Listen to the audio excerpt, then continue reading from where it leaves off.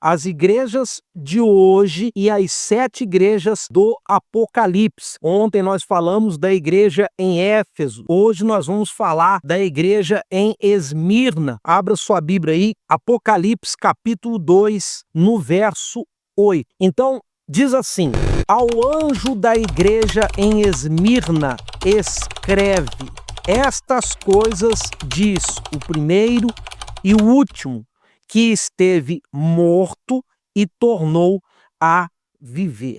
Então ele começa aqui: ao anjo da igreja em Esmirna, escreve. Então, se dirigindo a um líder espiritual, ou esse anjo pode se referir à própria pessoa que é o líder da sua vida. Ele fala: estas coisas diz o primeiro e o último, que esteve morto e tornou a viver, se referindo ao Senhor Jesus, que foi morto, que foi crucificado e ao terceiro dia ele ressuscitou. Então, por isso que ele fala: primeiro, o último, que esteve morto e tornou a viver. Antes da gente ler aqui o segundo versículo, vamos fazer aqui algumas considerações desta cidade de Esmirna. Eu anotei aqui algumas coisas para você entender um pouco da teologia, um pouco da cidade. Esmirna, ela ficava ou fica aproximadamente 65 quilômetros da cidade de Éfeso. Hoje ela é conhecida como Izmir. Hoje o nome dela se chama Izmir. Ela é a terceira cidade lá do país da Turquia e o porto dela é o segundo porto mais importante do país. E Esmirna se tornou um centro também de idolatria por causa dos romanos. Ela era conhecida como a cidade guardiã do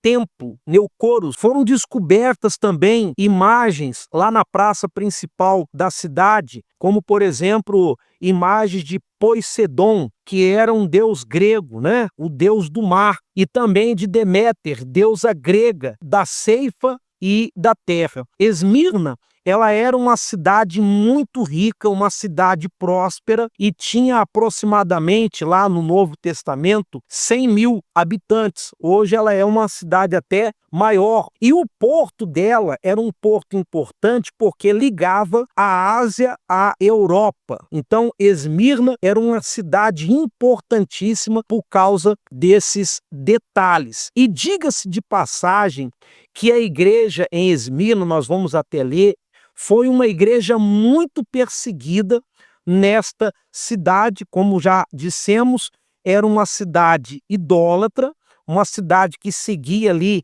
à risca a idolatria de Roma, reverenciava a Roma, que era o império de Roma naquela época. Então, no versículo 9, ele diz assim: conheço a tua tribulação. Então eu anotei aqui: tribulação significa pressão que vem de fora. Ou seja, essa igreja, ela sofria uma pressão tremenda, uma pressão que vinha também por parte dos judeus, que nós vamos ler aqui. Essa igreja, ela era atribulada, ela sofria uma forte pressão, principalmente dos judeus, porque os judeus, eles seguiam ali a lei, eles seguiam ali o pergaminho, eles seguiam ali as leis de Moisés.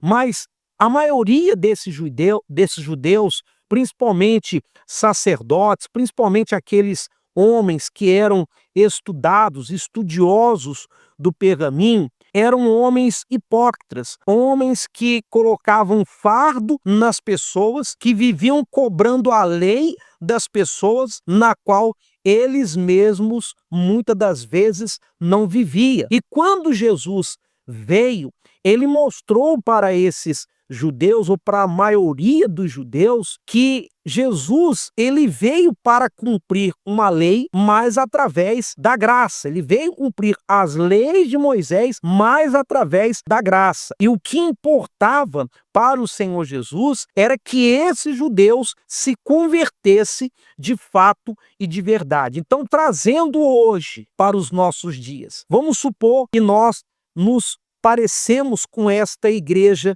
de Esmirna, ou seja, nós somos atribulados, nós sofremos pressão todos os dias. Sofremos pressão no trabalho, sofremos pressão dos amigos, sofremos pressão dos parentes, dos familiares, sofremos pressão dos religiosos, sofremos pressão de todos os cantos, de todos os lados.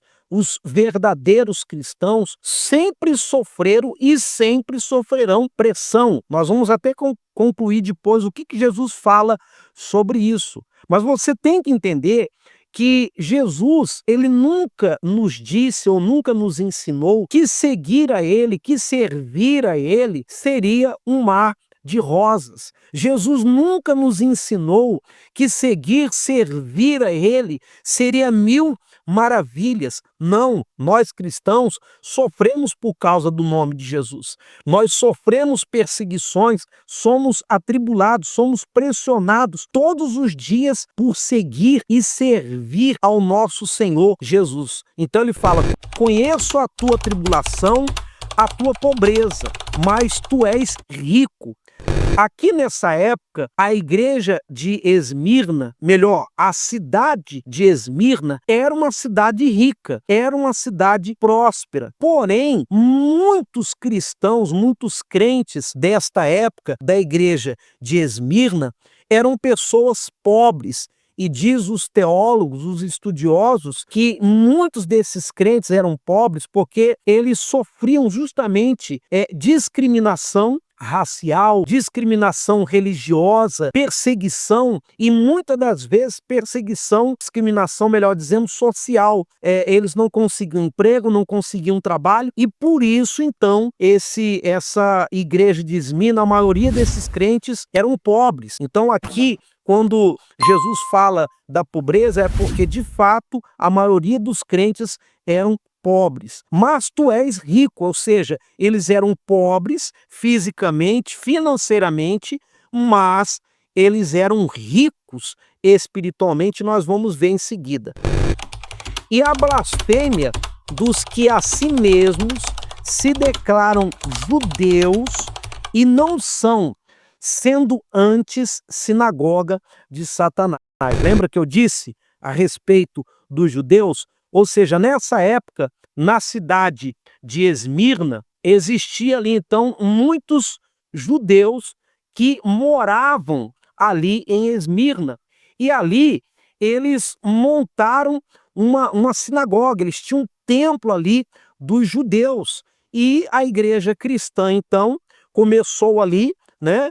E começou a crescer na evangelização, porque você sabe que muitos judeus, eles não acreditam que Jesus é o Cristo, eles esperam um Messias até hoje, eles acreditam que Jesus foi um grande profeta, mas não acreditam que Jesus, ele era o Filho de Deus. Então, eles montaram ali a sinagoga, a igreja primitiva, a igreja cristã ali através de Paulo, começou então crescer, começou a desenvolver e ali os judeus das sinagogas começaram a perseguir os cristãos. Quando fala que a blasfêmia dos que a si mesmos se declaram judeus não são, o que significa essa palavra blasfêmia? Blasfêmia significa falar mal. Quando uma pessoa blasfêmia contra Deus, ela está falando mal de Deus. Quando uma pessoa blasfêmia contra uma outra pessoa, ela está falando mal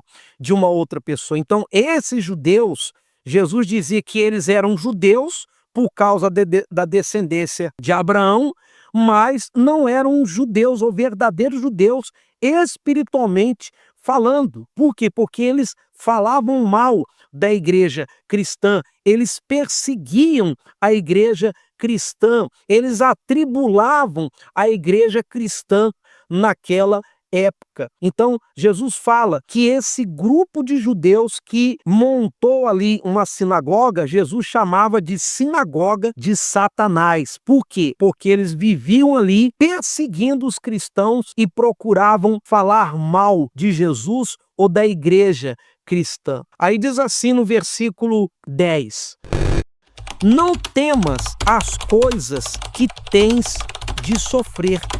Eis que o diabo está para lançar em prisão alguns dentre vós, para ser disposto à prova, e tereis tribulação de 10 dias. Ou seja, aqui Jesus estava dizendo e está dizendo para nós hoje o seguinte: olha, Maria, João, eu conheço a sua tribulação, eu tenho visto a pressão que você sofre dos seus familiares, dos seus amigos, dos seus parentes, eu vejo a pressão que você tem de fora. Eu vejo também que você é pobre e muitos cristãos, muitos crentes não têm uma vida financeira como gostariam de ter. Não é verdade? Muitos não conseguem ter uma vida próspera como muitos mundanos, muitos ímpios e gentios têm. Não quer dizer que uma pessoa cristã que é pobre, ela seja pobre literalmente falando. Porque muitos cristãos que não têm riqueza financeira, que não têm bens materiais, mas são ricos para com Deus, porque são ricos espiritualmente falando. Lembra quando Jesus ele é abordado por um jovem rico e o jovem rico pergunta para ele: Senhor, o que eu faço para herdar a vida eterna? E aí Jesus fala: você conhece os mandamentos: não matarás, não roubarás, não dirás falso testemunho, honra o teu pai e tua mãe, etc. É só isso, Senhor? Responde ele. Isso aí é moleza. Desde a minha juventude eu tenho observado. Então, se é só isso, então estou salvo. Jesus falou: não. Só falta uma coisa: pega a sua riqueza, divide com os pobres, se desfaz dessa riqueza, aí você vem e segue-me. Aí sim você vai ter a salvação, aí sim você vai ter um tesouro no céu. Diz a Bíblia que aquele jovem rico saiu triste, outras traduções falam que ele saiu revoltado, chateado, porque ele era dono de muitas riquezas. E infelizmente é assim, meus amigos. Muitas pessoas hoje têm o coração na sua riqueza, têm o coração no seu dinheiro, são pessoas apegadas aos bens materiais. O que acontece? Essas pessoas elas podem ter uma vida regalada aqui em cima deste mundo, mas se elas não se converterem a Jesus, se elas não assumirem Jesus como a maior riqueza da vida delas, o que vai acontecer? Quando elas morrem, a riqueza que ela juntou aqui em cima deste mundo vai ficar aqui em cima deste mundo e ela ainda vai perder a salvação, a sua alma, ela vai para o inferno e, consequentemente, para o lago de fogo e enxofre, como nós já falamos em outros estudos. Então, às vezes você é um cristão e você não tem prosperidade como você gostaria de ter. Às vezes você é um cristão e você não tem uma vida financeira que você gostaria de ter. Não quer dizer que você é pobre. Se você tem Jesus no seu coração e você é feliz com ele, porque o mais importante, pessoal, é nós sermos felizes com Jesus. A pior coisa que tem, desculpe a expressão da forma como eu vou falar, a pior desgraça que tem é a pessoa dizer que é cristã, que é crente e não ter paz com Deus, não ter paz com Jesus. Sabe aquela pessoa que não tem paz com Deus? Ela não tem paz com Deus, ela não tem paz com Jesus e não tem paz com ela mesma. É aquela pessoa que ela mesma às vezes se autoatribula, porque as lutas vêm, os problemas vêm, e ela, ao invés de usar a fé, ao invés dela clamar, pedir, determinar e ficar em paz com Deus, ela não consegue fazer isso. Então, ela fica sem paz com Jesus. E a pior desgraça que tem é você dizer que é cristão, que é crente, e não ter paz no seu coração. Nem tudo é como nós gostaríamos que fosse. Nem tudo é como nós gostaríamos que acontecesse no nosso dia a dia. Servir e seguir Jesus, meus irmãos, é isso. É às vezes ser perseguido, é às vezes ser atribulado, é às vezes nós queremos conquistar algo e não conquistamos, nós queremos algo que pedimos a Deus e esse algo não vem. Mas para isso nós temos que ter paz. Jesus, ele disse assim: eu não vim trazer paz à terra, eu vim trazer espada. O que ele quis dizer com isso?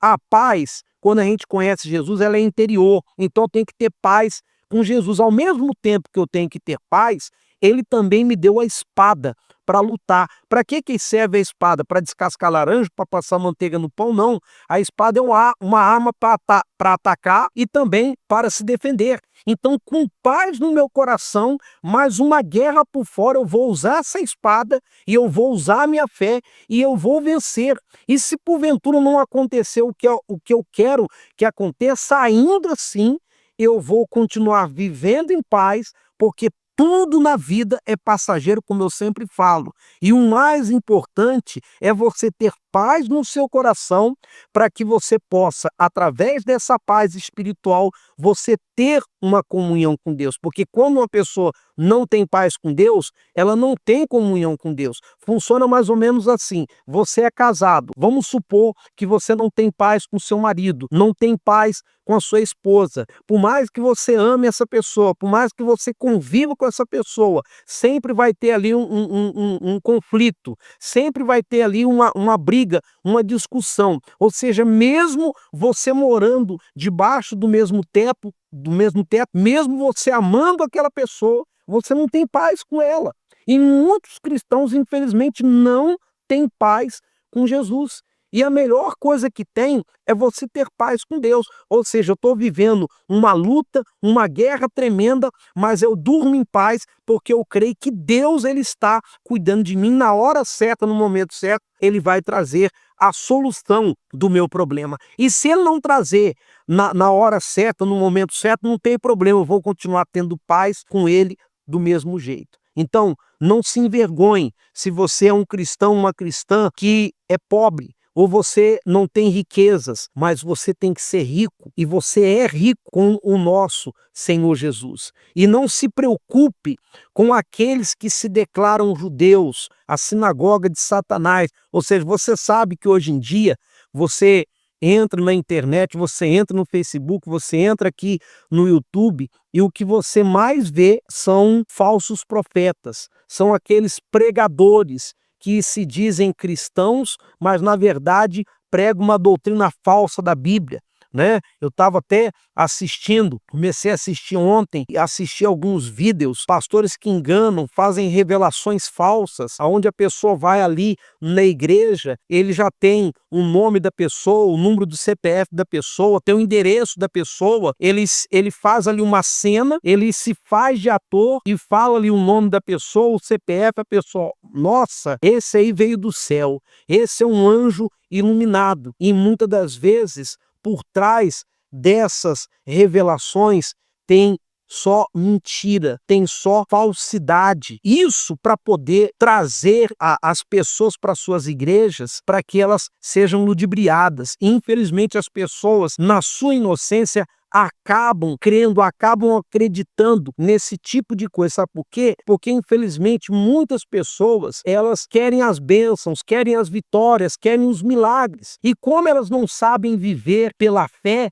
então elas talvez vivem procurando pessoas para poder, sabe, dar uma resposta. É por esse motivo, pessoal, você que me assiste, que é cristão, por que você acha que a maioria das pessoas, elas preferem, por exemplo, jogar tarô, jogar búzios, ler cartas, acreditar na astrologia, na numerologia, nos signos? Por quê? Porque ali ela quer uma resposta imediata para as ansiedades dela, que algo seja revelado por que ela está passando por aquilo ali, ao invés dela procurar crer na palavra de Deus, confiar na palavra de Deus e viver pela fé. E viver pela fé é a pessoa viver em paz, é a pessoa confiar em Deus, ou seja, meu Deus, eu coloco a minha vida nas tuas mãos, o Senhor me guia, o Senhor me dirige. O que vai acontecer comigo de bom ou de ruim, para mim não importa. O importante é eu crer na sua palavra. Então,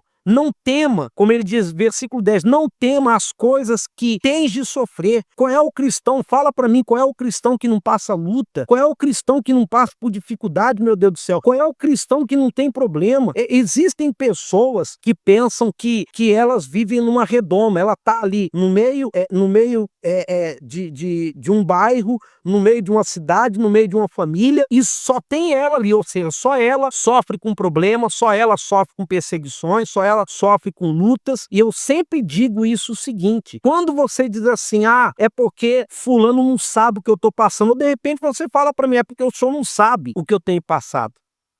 Vem aqui. Você sabe o que eu tenho passado? Você sabe o que a pessoa que mora do teu lado tem passado? Você não sabe. De repente, o meu problema para você é pequeno e de repente o seu problema para mim é pequeno. Então, eu não posso dizer que o meu problema é maior do que o seu ou é menor do que o meu. Eu não posso dizer que só eu tenho problemas na vida. Cada um com a sua cruz. Jesus disse: vocês querem me seguir? Toma a sua cruz e siga-me. Ou seja, mas a minha cruz parece ser de madeira. Aliás, de ferro. Minha cruz parece ser de ferro. A pessoa se refere aos problemas que ela passa na vida. Cada um tem a sua cruz, seja ela de prata, de ouro, de bronze, de metal, de ferro, de madeira, todos têm uma cruz para carregar. O que não pode é você falar que ninguém sabe do seu problema, ou você achar que você é a única pessoa na vida que tem problema. Você sabe o que é problema? Vou dar um exemplo rapidinho para você entender. Você já viu uma pessoa deficiente, uma pessoa paralítica? Ela está ali sentada na cadeira de rodas, ela não consegue andar, ela precisa de pessoas para carregar ela. Mas às vezes essa pessoa paralítica que está sentada ali na cadeira de roda, essa pessoa, ela levanta alegre, ela levanta feliz, ela é feliz mesmo naquela situação. E às vezes você que tem pernas, que tem braços, que tem olhos, que ouve, que enxerga, sabe, que ouve, que escuta, que tem mãos, você reclama muito mais do que essa pessoa que está deficiente. Você quer trocar de lugar com ela? Você fala que você não tem problema. O deficiente também. Aliás, você fala que você é o único que tem problema. O deficiente não tem problema. Então para, pessoal. Cada um tem que carregar a sua cruz, cada um tem que viver a sua fé, mas não adianta você querer falar para mim que o seu problema é maior do que o meu, ou que você é a única pessoa que passa por problemas na vida. Então ele fala que não temas as coisas que tem de sofrer. Eis que o diabo está para lançar em prisão alguns dentre vós. Esse diabo aqui, que Jesus se refere, representa ele usar pessoas e situações para poder pressionar você, para atribular você e às vezes até mesmo ameaçar você de morte, como os crentes aqui de Esmirna eram ameaçados. Mas ele fala assim: ser fiel até a morte. Ou seja, o que Jesus quer, meu irmão, minha irmã, é que você, que nós sejamos fiéis. Mesmo nas lutas, nas guerras, nas batalhas, nas tribulações, ele quer que nós sejamos fiéis até a morte. Mas você tem que viver em paz com Jesus. Você não pode viver atribulado, você tem que viver em paz com ele. Não pode viver reclamando, não pode viver resmungando, não pode viver dizendo: a minha vida é isso, a minha vida é aquilo. Para. Ao invés de reclamar, resmungar, dobra o joelho, vai orar, vai prantear, vai se humilhar aos pés de Deus. Aí ele termina: ser fiel até a morte e dar-te-ei a coroa da vida. Aqui nesse caso aqui, essa coroa da vida aqui, não se refere à salvação. Nesse caso aqui da igreja de Esmirna, significava ter o direito da vida, ou seja, ser provado por Deus, provado até a morte para ter a coroa da vida. Ou seja, às vezes, em alguns casos, a pessoa não passava pela morte porque era fiel e ela então era coroada com a coroa da vida, ou levando para o lado espiritual, conquistado ali a salvação. Versículo 11: quem tem ouvidos, ouça o que o Espírito diz às igrejas. Espírito aqui, Espírito Santo, igreja somos nós, um grupo de pessoas. O vencedor de nenhum modo sofrerá dano da segunda morte. Então aqui ele fala da salvação.